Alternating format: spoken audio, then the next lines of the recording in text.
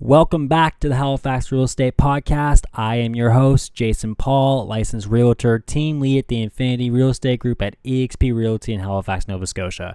And I'm here to help you gain a better understanding of real estate in Halifax. Hit that subscribe button, and the Halifax Real Estate Podcast is now on Discord, where I break down our upcoming guests, topics, and hopefully create a little more engagement with you guys so you can have your questions answered as well. Now back to the show. Today's podcast is a little different. Matt Legatto and I were invited to record a live episode of the Halifax Real Estate Podcast at the Halifax Fall Home Show earlier this month. So we gathered up some questions from our listeners, some attendees at the Infinity Real Estate Group booth at the home show, and we even managed to get a few questions from the three people in the audience. Seriously, it was a lot of fun, and we hope you guys enjoyed it as much as we enjoyed recording it. Enjoy. We're just talking about the shit. We are we live right now? We are live right now. Oh, wow. Okay, here I am just cursing wildly at the home show. We are live at the Halifax Home Show, Halifax Fall Home Show. No one is here to watch us. Well, you know, everybody's really focused on the stands. You know what I mean? They're really focused on all the vendors and not us, which is really the best part. No. Oh, no, there is one person focused. There would be one person focused. Pull up a chair. Get tight. Get tight. He can hear us. He's got fantastic ears. Just for your own sake, what we're doing today is my name is Jason Paul. This is Matt Legatto. I'm a realtor. I run the Infinity Real Estate Group, and I run the Halifax Real Estate Podcast on Spotify, Apple Podcasts, YouTube. This is Matt Legatto, Indie Mortgages. One of the best mortgage brokers in the business, thanks to early mentoring. Oh, you know him? I do know him. Good. That's Dan, United Mortgages over there. Yeah, great. He's listening to us. So we're doing a live podcast. We didn't expect anyone to sit here. So we do appreciate you coming. So appreciate it. What we did is we called the audience for Q&A. We were like, we're not doing a presentation. We're just gonna do Q&A from our listeners on the podcast. We got about 10 questions in here. But if you have a question, just raise your hand. And I'll get to Try to draw our attention away because there's a lot of people around here right now, right? So, I need to be able to focus on you. That's your question. So, Dan's our one audience member. We do have a fan. Member. New listener, gold star. Essentially, what we've done is we have a bowl here with questions. You're going to go first. Oh, yes. Read the question in the mic, and we'll do our best to answer it, and then we'll just go from there. We're here for an hour. So, well, I like this one. All right. When should I begin meeting with a realtor and a broker when I want to buy a house? Right away. Yes. As soon as Agreed. As I know that's such a cliche answer, but if you are literally thinking about buying, even if you're thinking about buying a house and you decide that that's a goal that you want to do, I think broker probably first, if I'm being honest, because it's financing. I appreciate that. But if you call me, I'm telling you to go to a broker. I would say the advice is always free. Yeah. And information's power. So just start doing it when you're thinking about it. If you're there looking on Viewpoint every night, you've gotten bit by the bug. Everyone looks at Viewpoint. You're into it, right? So just start asking questions, right? Get the information so that you can kind of get the informed decisions and rock and roll. What I will also say is if you're thinking about buying a house, you call us because we'll map it out. Start to we'll plug you may not know how to buy a house.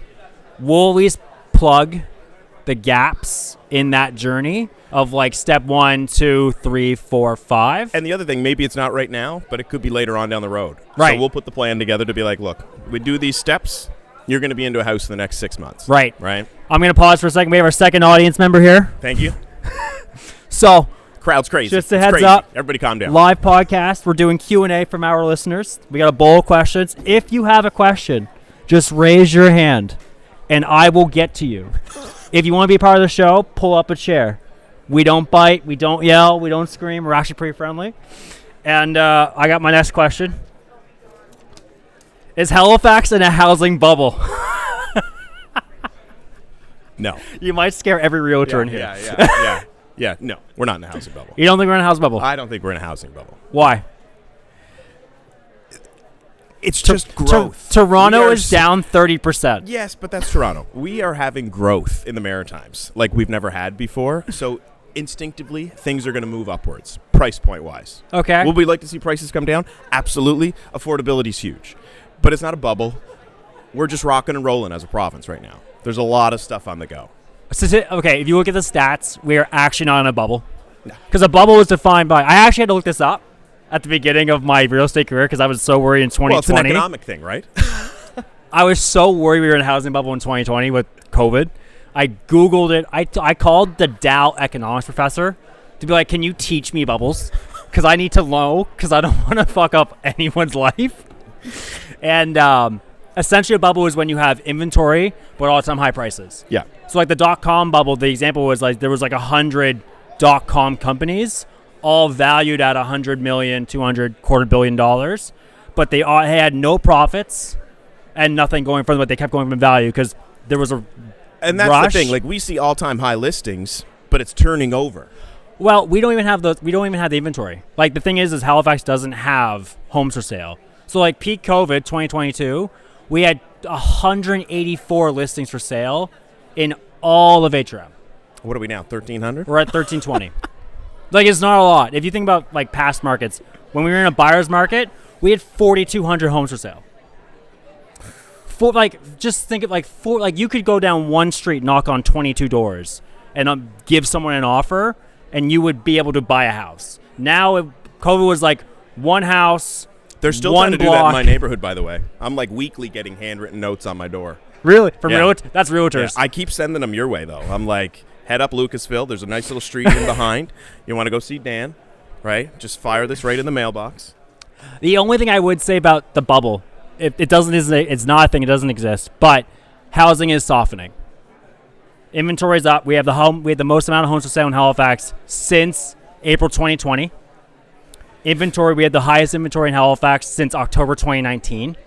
I think instinctively people would say bubble just because the prices, but really, yeah, we're seeing the highest prices we've seen here before. But it's growth driven. It's activity driven. You know what I mean? There's all kinds of stuff happening in the province, whether it's the shipbuilding or this offshore wind, like all this industrial stuff that, it's drawing people in. And the price points, you compare them to other places in the country and people gravitate towards here because their dollar goes further, right? So we just have activity, right? Not a bubble. So no bubble. Activity. No bubble. Just red hot activity. Ooh. Next question. Hoping the audience gets in at some point. Yeah. I got two people. If we can make it three, it's a hootenanny. Get the this was moonshine one of our guy. Jeopardy questions. When is the best time to sell your home? Statistically, February, March. Statistically. Yeah. So we're just going straight off by the month. Well, if you want to break it down, it's the highest average sale price in Halifax year over year is April. Every year, it's the highest price point. Most deals Coincides with my birthday. Most deals take 30 to 60 days. So most of the closings in April were actually done in February, March. Right? But it's always the highest sale price. So you get into May, it goes down. June, it goes down. July, it falls off a fucking cliff. August goes comatose. September, it's fall market, peaks back up. December falls off a cliff because no one wants to buy or sell during Christmas. Nope, winter. And then and this is the worst thing. January, this is a true story. January is all divorcees. Okay. Because everyone wants to stay together for Christmas. Yes. Okay, yes. But January is also all the buyers come back to the market. Yeah. But home sellers wait until April to list. So if you're trying to sell your house, there's no competition. The least amount of inventory is on the market in February and March, but home buyers are active. So we're saying February, March, best time to sell. I would say mid to late February is the best time to list. That's probably your peak time. If you're trying to time it, get your house on the market by middle of March. We are third person? No. You wanna no? Just needed okay. a rest. I'm doing my best. Just want to read it. You can come and sit down. We're having fun. Very good, thank you. Have a good day. Just having fun. Why should I go to a broker over a bank? Options, baby. Options. Yeah. That's the quote. The bank's going to have a bucket, right? They're going to try to put you into that bucket, and that's it. If it doesn't fit, that's it. Whereas you go to a broker's going to be able to give you advice across multiple lenders, multiple product streams, specialty products, right? Maybe you're a first-time home buyer or your first responder or anything like that. There's just way more selections and options that, you may not get from your bank, right? And the other thing is time. right? Like, your bank's not in a rush to get back to you. They work bankers' hours, right? You will be within those bankers' hours or you're not getting responded to. Brokers, we're answering the phone in the evenings. We're answering on the weekends. You know what I mean? Like, we're there and accessible as opposed to a banker who, and no offense to them, it's an 8 to 5, 9 to 5 job, right? So there's limitations to that. But, I love that our one audience member does not along till they work. So you take texts and calls. We have, yeah. You can't hear the audience member, but he's got talking. a really good baseball analogy for this. One thing I would also say about broker is the pre-approvers are better. Like if I have clients that go to a bank, the pre-approvers I cannot believe. Like they're crap until you get an accepted offer. Then they want to know about your debts. Right? I just find that gets missed every time. Yeah, they're not really taking a deep dive at that point. They're just doing a high-level look, and then once a deal goes live, that's when they really start to look into things. Yeah. As a broker, a broker should be really doing the pre-approval and the underwriting essentially up front, so there's no surprises. Well, that's it, right? If I get a client that has a bank pre-approval, and sometimes doctors insist on this because they all love Scotia, but banks love doctors. Banks love doctors. Banks. They'll do anything for doctors. Love doctors. But if you get a regular human being that's not a doctor go to a bank and they come to me, I'll flip into a broker because I know the fact that if we go shopping and have an accepted offer, it's like 50-50. You just don't trust the information because, again, the bank's going to go do the deeper dive, and then that's when everything starts to fall apart or comes together, either one. But with the broker, that would be happening up front. Yeah, because it's debt ratio. They don't ask about debts. They don't ask about car loans, lines of credit debt, credit card debt, student loan debt, and that affects your total debt service. And it's wasting the client's time, right? So give them the information up front that's accurate so that they can go make an informed decision. Yeah, because the worst thing you'll get is we'll try and buy a house. The bank does their actual deep dive, and we'll find out, no, you're actually pre-approved for $100,000 less. Yeah. $100,000 in Halifax is a completely different box. Yeah. And nothing else ever measures up. They're all crap, and now you're just sad. And it depends on what you're looking to purchase, too, when it comes to a specific type of property, like condos, mobile homes, detached houses. They all play differently when it comes to lending. Land fees. So, you want to underwrite that up front, right? Yeah. And we're up to 3 people in the audience right now. I'm just saying, 3 people. We got 3. 3 people in the audience. Hi. What's your name? Cassie. Nice to meet you. My name's Jason. This is Matt. Infinity Real Estate Group, realtor, mortgage broker. We do mortgage. We do the Halifax Real Estate Podcast. It's on Spotify and YouTube and everything else. We decided it'd be fun to do a live show. So we got questions from our audience or listeners over the weekend for social media. Whose turn now? Is it mine? It's yours. Mine? If you have a question, just put your hand up, and I'll get to you. I promise. No one else is engaging, so I'm hoping someone puts their hand up. Makes me feel like I'm doing something. We had a little engagement over here. Yeah.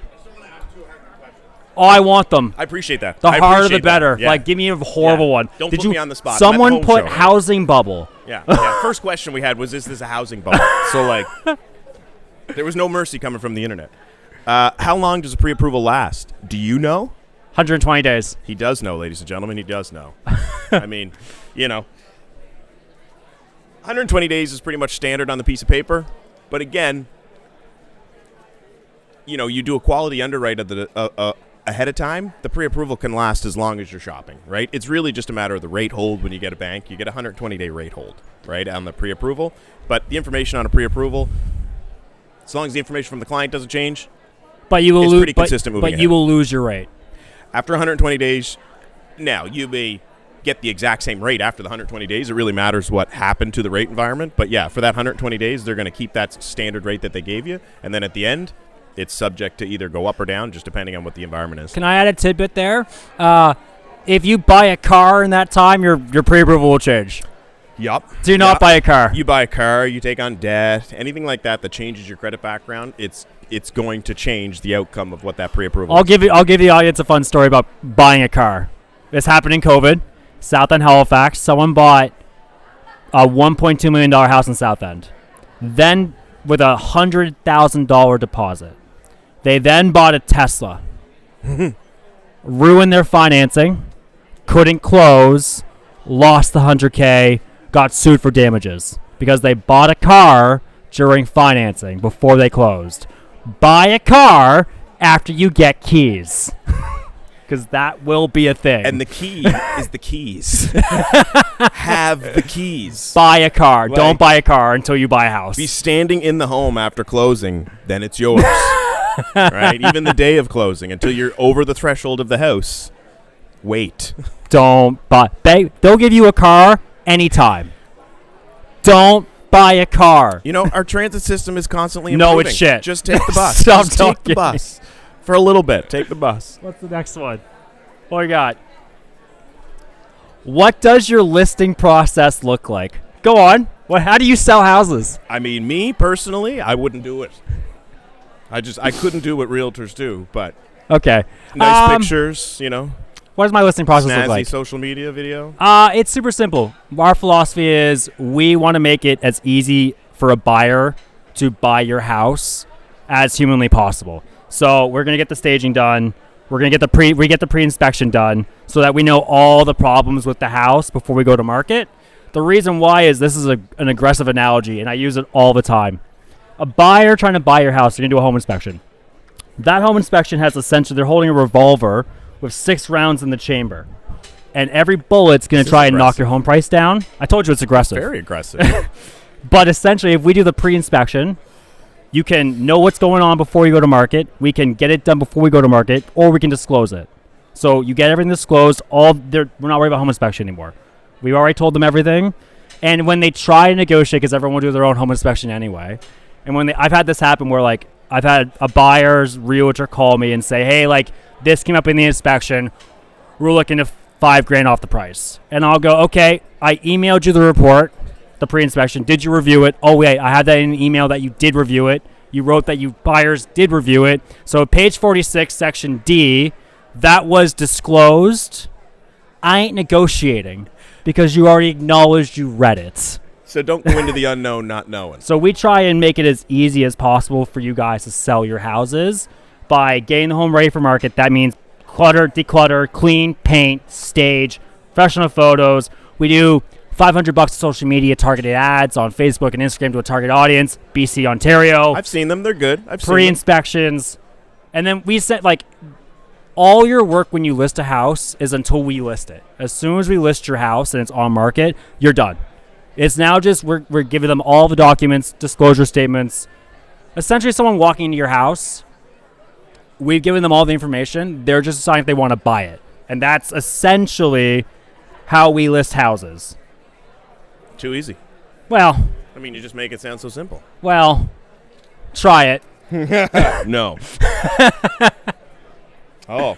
How do you choose your clients? How do I choose my clients? Here's one for you. They choose me. I don't choose them. They choose me. Okay. How do I choose my clients? There's a word in sales called qualifying. I'm an asshole when it comes to qualifying. And what I mean by that is, like, so when we sell a house, I'm putting up $2,500 usually, $2,500 to $3,000 of my own money to get your house ready for market, because we pay for the pre-inspection, the staging, the photos, the video, the drone, the social media campaign, the email marketing. Like, we do a lot of money up front. We don't ask for anything back. So if the contract gets terminated and I get fired, we're not asking for that money back. But when I qualify, I'm sitting down with a seller or a client, my one thing is motivation and timeline. If you tell me that we are just looking to look, I am not your realtor. I am not leaving my family. I'm not opening a door for someone that just wants to look at a house. Viewpoint. Go to open houses. It's not what I do. So you differentiate by how much you're putting into the package and how much you're kind of... I really qualify the individual to find out, like, okay, you want to sell your house. Why are you moving? Oh, we're just looking for lakefront. We want to be on a lake. When do you want to be on a lake by? Oh, we're happy if we just find the right thing. The right thing has never existed because you don't have the budget. Yeah. It's never you're never finding it. Like, that's just not my client. My client is, we need to sell a house we want to sell a house in the spring because we want to buy a new house before school starts. There's timelines. We have goals that are achievable. Those are my clients, because I've done it in the past where I've had wishy-washy clients. I've taken the listing. I've done the money. And because they're not really motivated to transact, we don't transact I lose the listing because the contract ends because they didn't get the price. And then everybody's not having a good experience. And then they find another agent. Yeah. A year later, the agent just drops the prices. That's the only thing left to do, and they get the sale. So like I qualify really hard on my clients about who I work with to make sure that we're lined up. Yeah. And I think the alignment side is a lot when it comes to the broker side too, because again, speaking to some pretty intelligent men here this weekend, a lot of it's the brand too, and like how you differentiate yourself against other brokers, because like we all offer the same products, we all have the same banks that we can go to and stuff like that. It really just becomes down to that personal relationship between you and the client. It's the service and the vibe check. You know what I mean? Like if it's easy to talk to, right? Because you have to be approachable. You have to be available, right? So if you're not, there's an abrasiveness there between the client and the experience that, it's just not going to go well. But if, The last thing I would say about my process is I also list the house. Like I pick price. We can talk about it. Like you'll get my information. You'll get the package about why I think your house is worth what it is. But you're staying in the driver's and seat. there'll be like I do a $50K swing of like highest dollar value I think you can get, what I think we should list at, which will sell it, and what I think is giving away. And in there we can list, but if everyone goes highest. Every seller on the face of this earth goes highest sale price. It's fine. But then I give them 2 weeks. They get 2 weeks at their price. If we don't get any offers at your price, I'm dragging that down. Nail the expectation too, right? Because it makes for a pleasant experience. Right. Everybody's on the same like, page. In my career, I would chase everything, as you do in sales. You don't have enough in the pipeline. You're trying to sell. It's how you pay the bills. I would take on bad clients and things that just wouldn't fit, and it just doesn't go, and it just doesn't work. So now my qualifying process is: do you want to work with me? Can I accomplish what your goals are? Do you even have realistic goals? Yeah, right. Someone might be like, I want to buy a house, but I want to buy $200,000 in HRM. We're not a fit. I can't deliver that. Yeah, I don't know if anybody like could. There's nothing that doesn't matter what I do. Like I can't accomplish that goal. Yeah, no, that's so fair. It's just about finding out whether you're a fit, and that is how we do it. I think it's my turn to read for you. Oh, sorry then. That's okay. Any questions so far? No? Come on, guys. Simmer down out there, too. Everybody calm down. Like, you're getting rowdy. Get me another one. We're not ready for this one. We're not ready for this one. Save that one for last. Will we have a market correction similar to Toronto? No, we won't have a market correction similar to Toronto because we don't have a market similar to Toronto. Why? I mean, size, population, many different things. I mean, the housing market in Toronto right now is what it is. There's a lot of different factors to it. The condo side of things is pulling things down, evaluations, the whole 9 yards. That's just not the landscape here. We've talked about this. The problem with Toronto right now is they have 130,000 condos being finished in the next year. So if you want to talk about oversupply, yeah, Toronto is essentially just getting the nuclear bomb of inventory of really cheap built condos in great locations because they're all on Yonge and Dundas, they're downtown. And when you have that much supply, it just drops housing. So for that market, that is why they're in a pickle. Yeah, they have so much inventory. We by no means even compare. Like if Halifax got 10,000, if we had 10,000 listings happen overnight, yeah, we'd go down 30%. Yeah, because people have options. Now you could say that the rental market in Halifax and the amount of development we're having for apartment buildings, you're going to see some type of correction in monthly rents. But again, not on the scale that you see in Toronto because we are not the scale size of Toronto. So no. Do you think there will be a correction at all in Halifax? I mean, I think we've been seeing a correction of prices over the summertime, right? You so and I down $20K. That's down a little bit every year. Yeah. Every year that price just hems and haws. But there would have to be something that really happens for things to drastically drop. When you say drastically, what's the number in your head? Like 30-40% corrections in price points. I don't think we see 30-40. No, God, no. And that's what I mean. Like, in Toronto, they have an enormous price. Yeah. You know what I mean? That's what they're experiencing, right? That's not what we're going to see. The other thing is, like, if you think about the correction price, like, if you're at 30% off of $1 million, just... right? That's $300,000 hit. But even their condos, the condos when they got them before the pre-sale, they're $1,300 a square foot, and now new ones are being built for like $800 a square foot. So that's a huge swing. The other thing is like, what's like if you compare us to Toronto, like 30% of $1 million 300K, which is Toronto. If we do 30% of 600K, yes, it's still a lot, but that is significantly less. I don't know what that math is. Maybe 150. The math's a little better, but right? It's still math. It sucks, but like it's not like 300K. Yeah. So it's not. I do think I've been vocal on this. I do think we're going to see a drop, but I've been saying 10%. 15. Yeah, we're going to see ebbs and flows in the price points. But again, the economic activity that's in the province, there would have to be a seismic shift in that. Right. Okay. Is it my turn? Is it your turn? Or it's your turn. I'm actually terrified for this question. It's your turn. We've done it all weekend. Did we answer this one? No. When is the best time to buy a home? When is the best time to buy a home? We've answered this all weekend on our Jeopardy game. When you're ready. Fuck off. That's too existential? No. Says the not pushy salesman. Yeah. It is when you're ready. When you're ready. It is when you're ready. When you feel comfortable, when you have the money set aside, or that it is when you're buying a house is for when you're ready. But there are 2 months that you're looking at. you can kind of time it. Statistically speaking, the best 2 months to buy a house are June and July and August of the year, because August, for the last 6 years, has been the lowest average sale price in Halifax. It's always August. If you go by that, 30 to 60 days to do a deal on average. All the deals that close in August are done in June and July. Leading up to it, yeah. And if you want to get real technical with it, it's as soon as you get to mid-June, all the kids finish schools. People are doing vacations. Yeah. Kids are home. Yep. All these things, like that is what drakes away the home prices, because every buyer, like once people selling their house, they're committed. They're selling their house. Yeah. If it's on the market, you're committed. You're going to sell the house. Buyers, they're going to do it when the schedule allows. They're whimsical. Yeah, they may have vacations. Everybody's got a week in PEI in the summertime. They may have seen so many houses, their eyes are bleeding. Yep. And they need to leave because that happens. So when I was buying mine, 52 houses is how many houses I went through. I felt real bad for my realtor. You saw 52 houses? It was a great market, man. It was just, at one point, I think I was just like a looky-loo. Like, you were a looky. I'd see something cool, and I'm like, let's go look at this house. I'm not going to buy it, but like, let's go look at it anyway. I would have fired you. Oh, yeah, no, my realtor. Yeah, she still talks to me. But I can't even, like, yeah. I can't even. No, yeah. So when I show houses, like, literally, if I'm working with a buyer, I always say you get 5 freebies.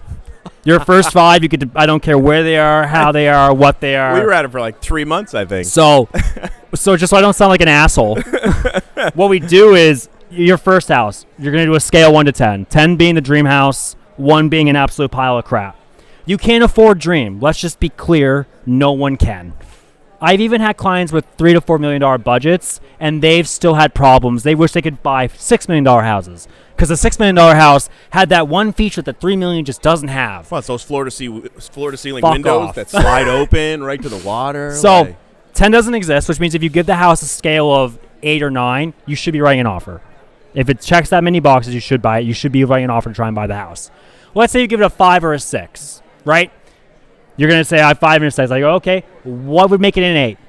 And you're going to go, well, I want a bigger backyard. Or it's too far from work. Or I want open concept kitchen. Whatever it is that makes it that 8 to you. Guess what we're not doing again? If you want a big backyard, small backyards are off the table. I've just eliminated 3/4 of the market. So those first 5 freebies, we're going to learn about what you want. And we're going to really narrow that in. Like, so him being like, I want to see this house, but I'm not going to buy it. No. So this means you're not going to want to help me buy another home someday? No, be efficient. I will help you buy a home, but we'll have guarantee my efficiency. I'm sorry. We'll have realistic expectations of what home buying is. I blame Viewpoint, man. Like, it's right at my fingertips, and then I'm like, I got to see this place. Like, let's go. Do you know that Ontario doesn't have Viewpoint? Like, the rest of Canada does not have Viewpoint. It's just Nova Scotia. So every time we have an out-of-province buyer and we introduce them to Viewpoint, we are now immediately the most valuable person in their life. We've changed their life because they're all like, we don't have this. We have Realtor.ca. That site sucks. Just be clear. So like when they get the maps and the outlines and everything else, they're like, What is this wizardry? We are officially out of questions. So anything from the large crowd? Anything from our large crowd. We got guests laughing. People. You got a question about real You estate? didn't think it was a large crowd? No. What? That's a statement. That's. Oh, that's there you go. Yeah. You need to build more houses. Build more houses. I have a question for your broker. Oh, good. Get out of. Hold on. First things first. Someone just shouted from the back because they can't hear this. We're recording. Yeah. Just shouted, make the market crash. We can't do that. No. We're actually realtors. We get paid by the higher sale prices, so we're biased. But now we have a question from the audience. What's your name, sir? What? It's Daniel. Daniel has a question for the broker. Matt? So I didn't hear any questions today about rates or around the rate game. So Matt, I'd like to know your predictions on how the rates are going to do over the next quarter or the next year and how you see that going, whether you're optimistic or pessimistic about it, and what can you tell your listeners about how rates will... Hold on. Daniel, you want to come read that into the mic? You don't want me to repeat it? Come on, read it in the mic. We're going to get Daniel up on stage. I made it onto the Canadian, Halifax Real Estate the Podcast. Halifax Real Estate Podcast, and I have a question for Matt Legatto. There you go. I didn't hear any questions today about rate, so I'd like to have a little conversation around if you're optimistic or pessimistic about rate, where you see rates over the next quarter or the next year, and what you can tell your listeners about how rates will do for their buying needs. I like this. If I absolutely knew what rates were going to do, I'd be out of this game altogether. I'd be at the airport right next to the Clearwater booth with the lobsters just doing fortune telling. But I do feel very optimistic for, first and foremost, variable rates, mostly because I have one, so I really want to be optimistic. But they're baking in a couple more rate decreases in that environment, which, again, I'm very optimistic that'll actually come to fruition. It kind of held over the summertime, but the last one dropped a little bit, and they're still expecting it to do it again. Fixed rates are tied to the bond market, which is tied to, unfortunately, heavily what's happening between the States and Canada and everything else in the world. That one's an interesting beast. I don't really know or have as much optimism for what some of our neighbors to the south may do economically, which may affect us. They don't know. Tariffs or whatever. But I think the variables will start to come down. And I think if the variables continue to go down, the fixed will slowly follow behind. But those ones, it's interesting because we don't talk about it in the news. Everyone's like, oh, well, the rates are coming down. They're variable. Hold on. We talk about interest rates one day a month when the announcement hits. Yeah. And every realtor and their child, look at the head shake from Daniel. He knows every realtor who hasn't posted a social media content picture on Instagram for 4 months. When rates come out, it's like that Michael Bublé meme when his Christmas album drops.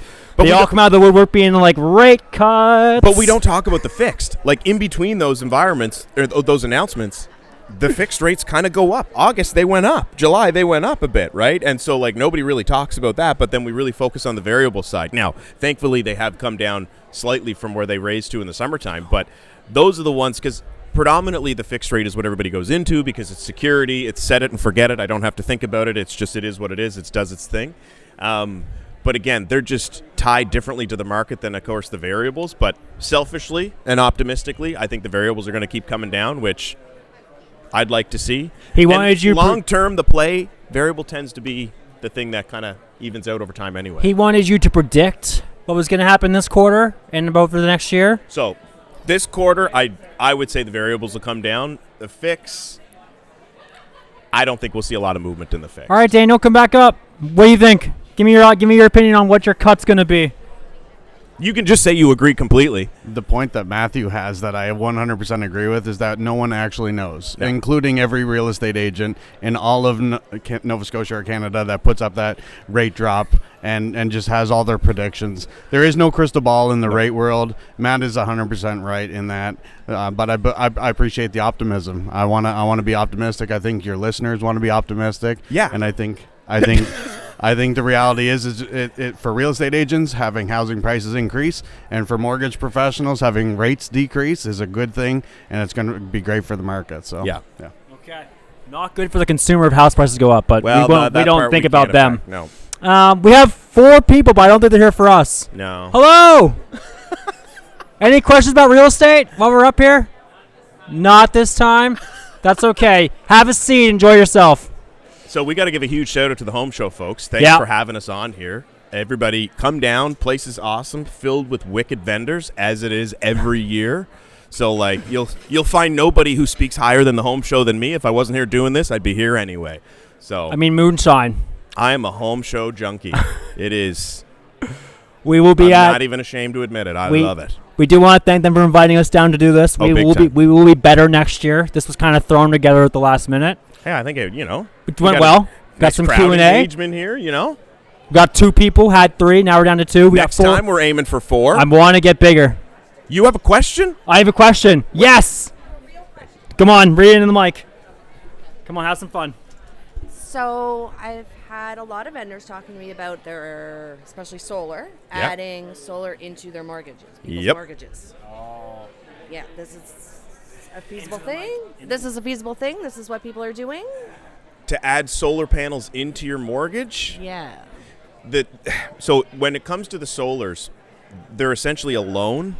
So it would end up being transferable to the owner because, like, I have them on my house, right? So, like, I pay the financing side of things. You have to be cognizant of how that's set up, right? Because at the end of the day, if it's to the primary homeowner, the next person that's coming over is going to have to take that loan over, right? So the opportunity to put it into the mortgage may not necessarily be there, but to switch the financing over to you, you'd have to consider it because then it becomes a liability. Right? Because if you're paying monthly payments on the solar panels, if you're going to be taking over that loan, you'd have to consider that into your ratios and stuff like that. The one thing, too, I would say about solar panels, and from my own experience, is the insurance side. They can get the insurance companies don't seem to be super familiar with the products and what they should be offering people for coverage. So, like, some won't cover them at all. So, very much, if you're looking to purchase a home that has solar panels, jump ahead and talk to your insurance provider or who you're thinking about using because they may not cover them or they may not have a policy that speaks to them. And, of course, they're a huge investment, and trees can fall. And if they're around your house, that's the last thing you want. So, I would, be aware of it because, first and foremost, you may have to take over that financing that's in place, and you want to make sure that your insurer is going to provide the adequate coverage. So, to know. And by the way, get solar panels because they're awesome. This is from Home Soul. Yeah. Home Soul at the Home Show trying to sell you solar panels. See? Oh, we're not selling solar. You're not selling solar? No. What does Home Soul do? We do. Oh, yeah, we need the mic there. Yeah, let us know. We do energy audits that can help you with a lot of the government programs for home upgrades, including the CMHC premium rebates for your mortgage insurance. Nice. Yeah, so we can help you with all kinds of commercially as well? Yes, commercially so as you're well. talking about the MLI products and the CMHC. That is fantastic because we definitely have experience in that avenue. So if anybody's coming down, I am going to swing by your Good, booth because now I can shit on solar panels as a realtor. They do not add home value. Yes, they absolutely do for the person in the home. I'm coming by the booth. We're gonna. All right. Well, we'll shut it down. No. We're gonna debate. I want this debate because okay. Solar panels. Yes. If you're buying them outright and not doing the loan, okay, and you get that 20-year run, and after 8 years in, you can sell them off to the next person with no bill, like the minimum, like $20 Nova Scotia Power bill or whatever the hell it's going to be, but minimum bill. There's value in that, okay, but 20-year lifespan. They run out and need to be replaced after 20 years, based on my knowledge of the product. Sure. So, but so does your roof shingles. Doesn't mean you don't put a roof on the house. Hold on. Home Soul like that answer. She liked that rebuttal. That you can come up. We can debate this all day. We need a third mic. You can. So to say that is a value there, but it's not dollar to dollar. Like it doesn't add $20,000 to your home price. Next thing, if you're doing solar, and you get the financing for 10 years. and it's 150, 160. I understand that it's like a fixed rate. It's a stable bill that doesn't go up and down. That's always nice and peace of mind. But handing that over to your buyer and being like, okay, you got another 2 years by the 8-year example. If you're doing 2 years left on the financing, and then you get a 10-year run, but after 10 years, then it's another hit to replace. Most home buyers don't see that as value unless you get like a real green thumb. Like, it's not tangible like a kitchen, a bathroom. For how much it's reduced my energy, not even usage, but my need to rely on, let's say, our... We all hate the Nova Scotia Power overlords. Large-scale Nova Scotia Power. But, like, so, like... They are here today, too. They are here. They have a booth, and they're fantastic folks. I hope they're not in the audience. But to be able to reduce your power bill, that alone to me is value. You're right, there's nuance to like the financing side of things if you have to carry the loan and transfer it over to somebody else. But like if we were to compare solar panels to like what was one of our questions at the booth, pools and hot tubs. I was going to say. Sure, yeah, you can say a pool and a hot tub may not necessarily add the value just because it could be, a bit of a pain in the backside to deal with. My solar panels require no maintenance.